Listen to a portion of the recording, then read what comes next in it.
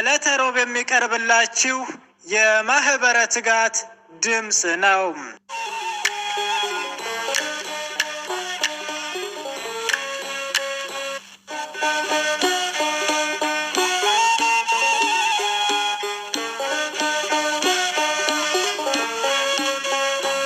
በስመ አብ ወወልድ ወመንፈስ ቅዱስ አሃዱ አምላክ አሜን። የጌታችን የኢየሱስ ክርስቶስ መስቀል ፍለጋ መነሻ ንጉሱ ቆስጠንጠኔዎስና እናቱ ቅድስት እሌኒ መሆናቸውን ታሪክ ያስረዳል። ታሪክ ሲመረመር ንጉሱ ቆስጠንጠኔዎስ አባቱ ቁንስጣ ይባላል። ቅዱስ መስቀሉን ፍለጋ የበርጠንያ ሰው ሆኖ ብዙ ህብረ ነገድ የነበረው በአንድ ወገን አረማዊ የነበረ ነው። እናቱ ቅድስት እሌኒ ግን የሮሃ ሰው አይሁዳዊት ነበረች። ብሉይ ኪዳንና ሐዲስ ኪዳንንም ተቀብላ ያመነች ክርስቲያን ነበረች። ሰላም ጤና ይስጥልን ውድ አድማጮቻችን፣ ትጋት የአባ ዮሐንስ የመንፈስ ቅዱስ ፍሬዎች እንደምን ሰነበታችሁ? የእግዚአብሔር ሰላም በያለንበት ከሁላችን ጋር ይሁን፣ አሜን። ይህ በዕለተ ረቡዕ ተዘጋጅቶ ወደ እናንተ የሚቀርብላችሁ መንፈሳዊ ዜና መርሃ ግብራችን ነው። በዛሬው ዜና ትታችን መጋቢት 10 ቅዱስ መስቀል ፍለጋ በሚል ይዘንላቸው ቀርበናል። ከዜናው ጋር አብረናችሁ ቆይታ የምናደርገው እኔ ወንድማችሁ ፍስሐ ገብረ ሚካኤልና እህታችን ትዕግስት ብስራተ ገብርኤል በጋራ በመሆን ነው። እስከ መርሃ ግብራችን ፍጻሜ አብራችን እንድትቆዩ እየጋበዝኩ ወደ ዝርዝር ዜናው አልፋለሁ። በዚህ ሁኔታ ልጇ ቆስጠንጠኔዎስን በጥበብ ስጋዊና በጥበብ መንፈሳዊ እየተማረ እንዲያድግ ስላደረገችውና ይበልጡንም ደግሞ በመንፈሳዊ ህብረ ጥበብ የጎለመሰ በመሆኑ በእናቱ የክርስትና እምነትና ባህል ጸንቶ ኖረ። እናቱ ቅድስት እሌኒም ወደ ሀገሯ ወደ ኢየሩሳሌም ወሰደችው። ወደ ሀገሩ ቁስጥንጥንያ እንደተመለሰ በ3ኛው መቶ ዓመተ ምህረት ጀምሮ በነበረው ዘመነ ዲዮቅልጥያኖስና መክሲሚያኖስ የሚባሉ አላውያን ነገስታት በሮማ ሀገር ነግሰው በሚገዙበት ዙሪያ ያሉትን አብያተ ክርስቲያናትን እንዲቃጠሉና በእነሱም ምትክ የጣዖት ቤቶች እንዲከፈቱ ክርስቲያኖችንም እንዲታረዱ አዋጅ የተነገረበት ክፉ ጊዜ ስለነበረ በቤተ ክርስቲያንና በክርስቲያኖች ላይም መከራና ፈተና የደረሰበት ወቅት ነበር። በመሆኑም ቆስጠንጠኔዎስ ይህን በምዕመናኑ ላይ የደረሰውን ግፍን ተመልክቶ እንዴት ፍጡር ሆኖ በመሰሉ ፍጡር ላይ ይህን ያህል ይጨክናል እያለ ያዝንና ይቆረቆር ጀመር። በዚህ ላይም እንዳለ ሌሊቱኑ በህልሙ ራእይ ያያል። ወዲያውም አያይዞ ኒቁስጣጣኑ የሚል ምልክት በጻፍ ሰማይ በሰሌዳ ብርሃን ተቀርጾ አየ። በዚህ አካባቢ አውግኔዎስ የሚባል ሰው ነበር። ይህንንም ራእይ ተርጉምልኝ አለው።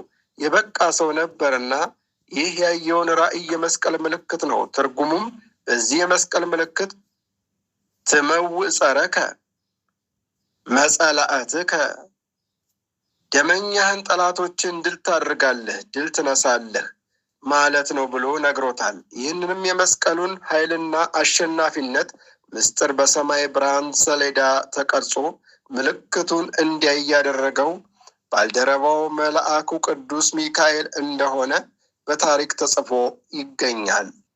ንጉሱ ቆስጠንጠኔዎስም ይህን የመስቀል ምልክት በየጦር ሰራዊቱ ደረት፣ በየፈረሱ አንገትና በየመስሪያው ሁሉ እንዲያደርጉ አዋጅ አስነገረ። ከዚያ በኋላ ክተት ሰራዊት ነጋሪት ብሎ ዘመተባቸው። በዘመቻውም ጊዜ በዲዮቅልጥያኖስና በመክሲሚያኖስ ላይ አድረው ደም ያፋሰሱ የነበሩ አጋንንት በመስቀል ፊት መቆም አይችሉምና ድል ሆኑ። እየተከተለም አጥፍቷቸዋል። ወዲያውም ሮም ገብቶ መንግስትን በያዘ ጊዜ ከሞት ያመለጡትን በሕይወት የተረፉትን ምዕመናንን የመስቀሉንና የጻሕል ጽዋውን ስብርባሪ ይዘው መስቀል ኃይልነ፣ መስቀል ጽንነ፣ መስቀል መድኃኒትነ እያሉ ተቀበሉት። እዚያም እናቱ ቅድስት እሌኒ ቀደም ሲል ልጄ ቆስጠንጠኔዎስን ወደ ክርስትና እምነት እንዲገባ ካደረክልኝ ቅዱስ መስቀልን አስፈልጋለሁ ብላ ተስላ ነበርና በተሳለችው መሰረት ሁሉንም ስለሰመረላት ወደ ኢየሩሳሌም ሄዳ ቅዱስ መስቀሉን የተቀበረበትን ቦታ ማፈላለግ ጀመረች። ታሪክ የሚያውቁ የአካባቢው የአይሁድ ሽማግሌዎችን እየጠየቀች ስታፈላልግ አዝቂረ ኪሪያቅ አረጋዊ ኪሪያኮስ የሚባሉትን ብዙ ገንዘብ እሰጣችኋለሁና የክርስቶስን ቅዱስ መስቀል የተቀበረበትን አሳዩኝ እያለች ብትዘበዝባቸውም ኪሪያኮስ ይህ የሚታየው ታላቅ ተራራ ከ300 ዓመት በላይ ሆኖታል። የከተማውንም ጥራጊ እየተከመረበት ሆኖ ይታያል። ቅዱስ መስቀሉ በዚህ እንደተቀበረ አበው ይነግሩናል አላት። ነገር ግን ችቦ አሰብስበሽ ደመራ ደምረሽ ዕጣኑን ጨምረሽ እሳቱንም አቀጣጥለሽ ብታጤሽው መስቀሉን ማግኘት ይቻል ይሆናል ብሎ ነገራት። እርሷም ጸሎቷን ወደ እግዚአብሔር ካቀረበች በኋላ አረጋዊ ኪሪያኮስ ባመለከታት መሰረት ዕጣኑን ጨምራ ደመራውን ብታቀጣጥለው የዕጣኑ ጢስ ወደ ሰማይ ወጥቶ ተመልሶ መስቀሉ ከተቀበረበት ተራራ ላይ ጢሱ ሰገደ። በእጁ ጠቅሶ እንደ ማሳየት ያለ ነው። ውድ አድማጮቻችን ትጋት የአባ ዮሐንስ የመንፈስ ቅዱስ ፍሬዎችን ነው ዘገባችን እንደቀጠለ ነው። ቀጣዩን ዘገባ እህታችን ትዕግስት ብስራተ ገብርኤል ታቀርብልናለች። በድጋሚ አብራችሁን ቆዩ።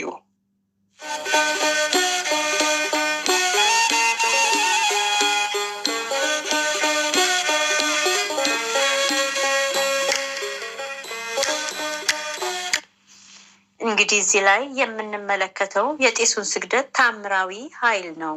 በእርሱ እንደተገለጸው በስነ ፍጥረት አድሮ በጢሱ ስግደት አንጻር የቅዱስ መስቀሉን ኃይልና ክብርን በመግለጽ ለጌታ ቅዱስ መስቀል የጸጋ ስግደትን መስገድና ማክበር እንደሚገባ ገልጾ ማመልከቱንና ማስተማሩን እናያለን።